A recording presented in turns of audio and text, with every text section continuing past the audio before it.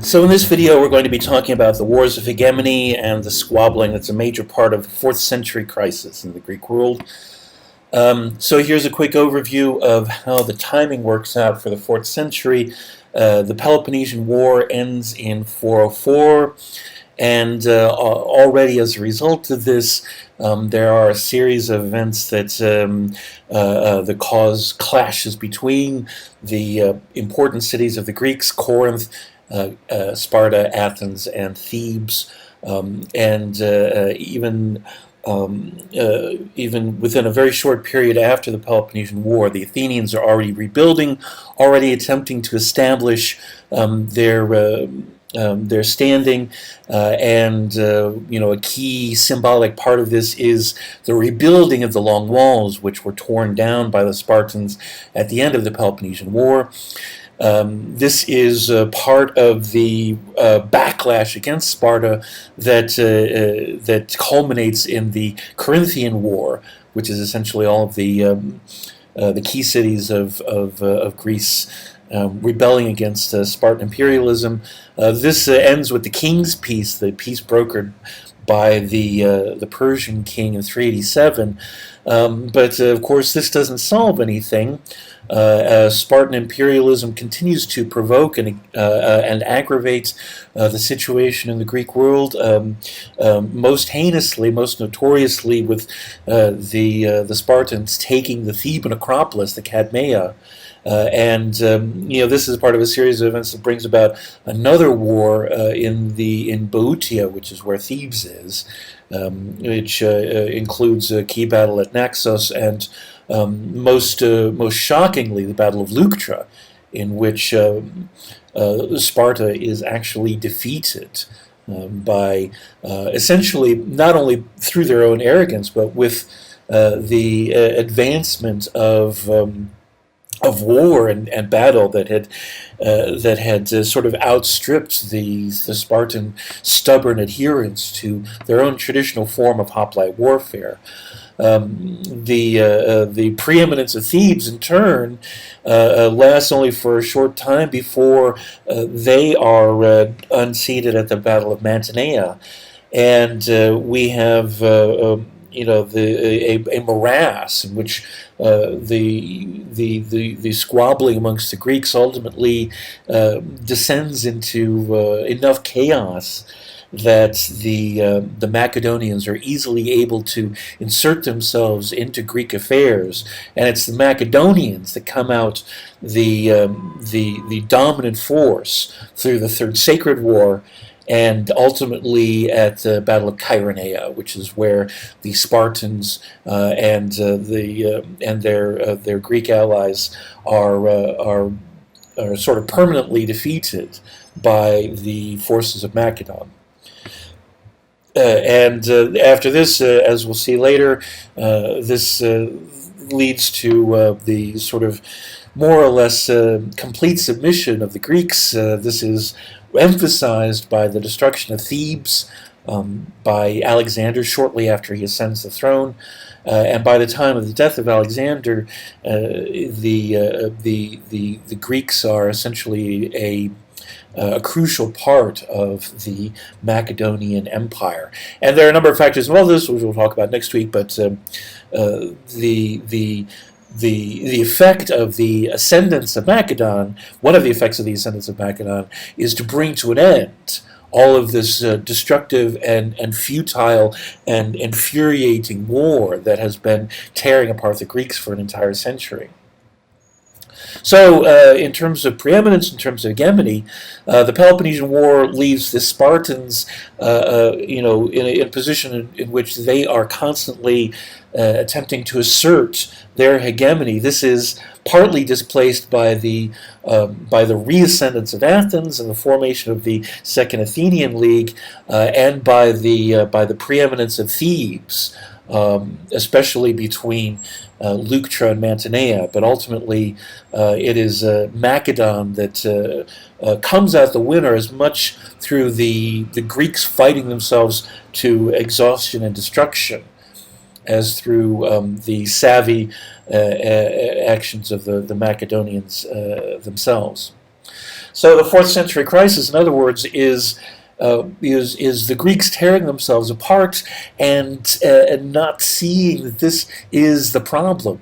The Greeks come out of the Peloponnesian War, permanently damaged, not just in terms of, the legacy of destruction and the loss of resources and manpower, but the effect of the Peloponnesian War is the bitterness and rivalry and the seeking of dominion of Greeks over another, and all of this is detrimental to all of the things that the Greeks had accomplished in the advancement of civilization, and so politically, militarily, culturally, socially, all of the things that make the 5th century amazing. The Greeks have completely lost sight of through the debilitating effects of what is essentially a world war as far as the Greeks are concerned. The entire Greek communion is invested in the Peloponnesian War. Everyone comes out the loser. In particular, the Spartans had been, before the Peloponnesian War, aloof. They had to be dragged into both the undeclared war and the Peloponnesian War itself. But coming out of the Peloponnesian War, coming out of that, decisive moment in which they realized they must change things in order to end this war, by acquiring a navy, by selling out the Greeks of Anatolia, by establishing the base of Decelea, something twists in the Spartan mindset as a result of the forcefulness as a result of the mind shift needed to win this the Peloponnesian War, and as a result, the Spartans come out of it the opposite of aloof, devoted to the need to assert themselves over the other Greeks, and not just to accept the idea that they are the leaders in a passive way, which is the way that hegemony sort of worked at the beginning. The nature of hegemony shifts in such a way that the Spartans feel a right and almost a responsibility to interfere in the actions of the other Greeks, not even just their own direct allies. One of the terms of the so-called 30 Years' Peace is that both the Sparta and its allies, and Athens and their allies, are allowed to interfere in the affairs of their own consortiums, their own allies. And this is sort of the germ of that. In the conditions of Cold War, both Sparta and Athens feel that it is appropriate for them to ensure the loyalty and dominion over their own allies. But now that the war is complete, the effect is as if defeating Athens and the Athenian Empire means that Sparta now considers all of the Greek world to be its allies and subordinate to them in some way. And so instead of being a sort of a passive leader that everybody sort of looked up to, which had been the case only 100 years before, now Sparta is intervening in the political affairs, imposing oligarchy first on Athens, and then fiddling in the political structure, the constitutions, and everything else, the social traditions of polis, large and small, and they do this they do this with such assertiveness, with such arrogance, that in and of itself provokes the rebellion more than anything else. It's one thing for the Spartans to interfere, but for them to interfere so egregiously, so rudely, with such a sense of entitlement, means that the extent to which the Spartans look down on the rest of the Greeks is laid bare worse than ever before. There's an extent to which this is reflected in the personalities of Spartan leaders. So, the most famous Spartan leader of the Persian Wars is Leonidas, who is the exemplar of fighting and dying for your country. But by the end of the Peloponnesian War, we have Spartan leaders that represent Spartan political and military machinations, the kind of deals that led to the Persian sellout. Most especially Lysander, but also King Agus II. And when Agus dies, even more so, Agesilaus, Lysander's ally. Lysander in engineering the ascendance of Agesilaus demonstrates both his status as a kingmaker in a literal sense. Sparta isn't supposed to have these leaders, these dominant forces within its political structure, and the ascendance of Agesilaus is sort of an exemplar of the kinds of things that are going wrong internally within Sparta. So the Spartan imperialism, under Lysander provokes the cities that are supposed to be, Sparta's allies by force, Corinth, Thebes, and Athens, into rebelling against them. They rise up against the Spartans, and this leads, amongst other things, to the death of Lysander. Agesilaus had been fighting out in Anatolia against the Persians. One of the things that's interesting about the Peloponnesian War is that not only do the Spartans become more aggressive within Greece, but they're willing to send troops into the Persian Empire, not as a Greek army fighting for Greece, but in support of a rival to the throne that would be friendlier to the Greek world, in theory. That didn't work out very well. Agesilaus and Xenophon, the Athenian general who's fighting in the same conflict, eventually have to extract themselves from the Persian Empire, because of that civil war ends up being profoundly dangerous. But as the text points out, this means that the infighting within the Persian Empire exposes the sense that the Persians are not necessarily invincible. But the Corinthian War does that for Sparta as well. The Corinthian War doesn't lead to an amazing victory by Sparta, who is supposed to be the greatest fighters. Instead, it exposes that the other Greek cities can hold their own against Sparta, even in a land war.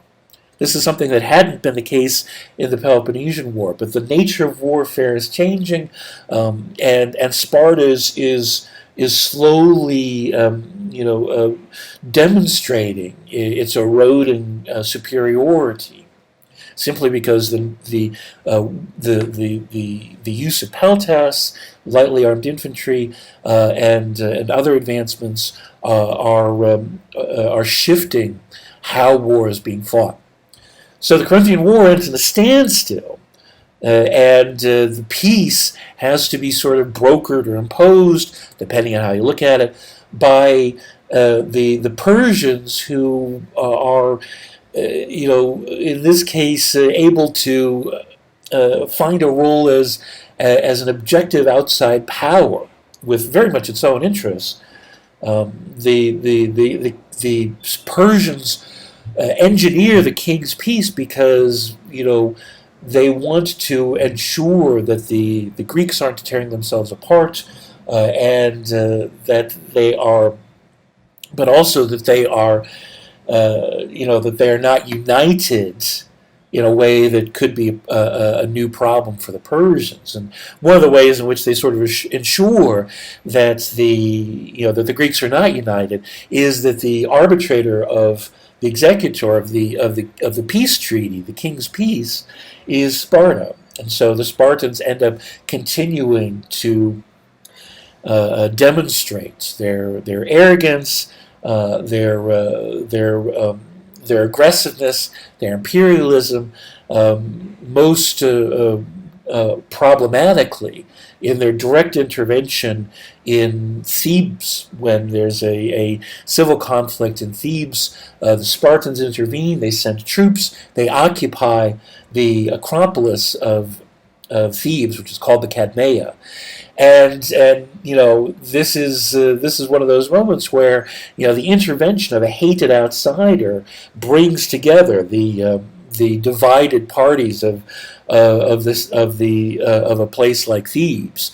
Thebes had been in conflict, but the arrival of the Spartans and the Spartan occupation of the citadel unites Thebes as never before. The Thebes not only become determined to throw off, direct Spartan intervention in Thebes and to slaughter and evict the garrison on the Cadmea in the citadel, but to ensure that Sparta is thrown down completely. Athens, in a way, is trying to do the same. Individual battles, as in the Corinthian War, aren't enough, and so they attempt to bring about a new alliance, the primary purpose of which is to ensure that Sparta doesn't have unchallenged dominion over the Greeks. The Second Athenian League, sometimes called the Second Athenian Empire, is different in nature from the Delian League. They are both naval alliances, but the Athenians attempted to learn from what went wrong with the Delian League, i.e., they set up the Second League to make sure that it is more participatory, that everybody understands that Athens is not going to try to oppress everybody, and so as a result, it's a lot more fair, it's a lot more even-handed, and also, somewhat pointless because it brings these cities together, but in a way that preserves all their independence and separate operation, and so is never leads to a really effective challenge to Spartan authority. A new peace is engineered by the ascendance of Thebes, and in particular the Theban leader Epaminondas, who is able to effectively bring to bear the potential strength of the sacred band, an elite a battalion of Theban warriors who are pair bonded together in what's understood to be a intimate and personal bond between pairs of soldiers that are designed to ensure that these pairs fight for each other on the battlefield. And the way in which the Thebans cultivate this over a few decades and bring it to bear in battle is remarkably effective, so much so that at the Battle of Leuctra, the Thebans are able to completely defeat the Spartans. They not only do they defeat the Spartans, they're able to march into Lacedaemonian territory and begin to free the Helots and break down the effective structure of Spartan society. After Leuctra, the Spartans are much less of a force because not only has it been demonstrated that another Greek city can defeat the Spartans themselves, but the Spartan system is weakened more or less permanently by the effects by the follow-up of the Battle of Leuctra, which is not to say that Sparta disappears. Sparta continues to have a powerful army, continues to be a potent force in Greek affairs. Sparta is the one city that refuses to submit to the Macedonians and to Philip and Alexander, but Leuctra is the end of Sparta trying to control the Greek world. Unfortunately, Thebes itself is unable to hold on to its own ascendancy and hegemony. At the Battle of Mantinea, only a decade later, Epaminondas is killed, and in this follow-up to Leuctra, Epaminondas had been so instrumental in bringing Thebes to this place. His leadership, his preeminence was so important to holding the Thebans together that the Thebans stepped back from the idea of hegemony. It could be that it was, that Epaminondas was simply this charismatic, or it could be that trying to be a hegemon was, for Thebes to be a hegemon was Epaminondas' project, and not all the Thebans were totally on board with this, so that when he died, the idea of Theban hegemony was left to sort of wither. But either way, Mantinea means that there's with Leuctra counting Sparta out, Mantinea counting Thebes out. What's left is the Second Athenian League, but the Second Athenian League had never been particularly strong, and it begins to break down systematically through the aggressiveness of leaders of individual states. Most famously, Mausolus, who built the famous mausoleum, there's something about the 4th century crisis that brings out these little princelings that seek power for themselves and seek power for their cities, sort of in miniature emulation of the aggressive hostility of Sparta, Thebes, Athens, and Corinth. This begins to infect the Greek world in general. The Second Athenian League essentially falls apart of its own devices, and there's essentially nobody left to stand in the way once the Macedonians start to interfere. One of the things that comes up in terms of the 5th century is the problem of stasis, that the Aristoi and the Demos are in friction that can often bring a city to a standstill and freeze a city so that it's unable to accomplish anything. This is why stasis, even though it means civil war, it refers to the stillness that comes from the stalemate between the Aristoi and the Demos, the few and the many. This conflict, this tension, this rivalry that had caused so much problems in the 5th century, and is one of the things that sort of explodes into the Peloponnesian War, isn't resolved by the Peloponnesian War. Not only is the Greek world more and more divided, more and more hostile to each other on the level of the cities during the 4th century, it's also more and more divided within the cities, and so there's a certain amount of irony here. That's the Greeks from the beginning believe in progress through competition with each other, and they achieved so much. The idea of agon and arte had accomplished so much in advancing civilization, in expanding human knowledge, and in refining the possibilities of society. But the Greeks took this too far, perhaps. But either way, the conflict between cities and the conflict between cities ultimately ends up breaking down the whole system at the macro level and the micro level, and what's left is for the kings of the barbarian land of Macedon to step in and to ensure the survival of Greece and, again, ironically, the survival of the Greek idea. And we'll see how that plays out over the course of the next couple of weeks. But now that's that.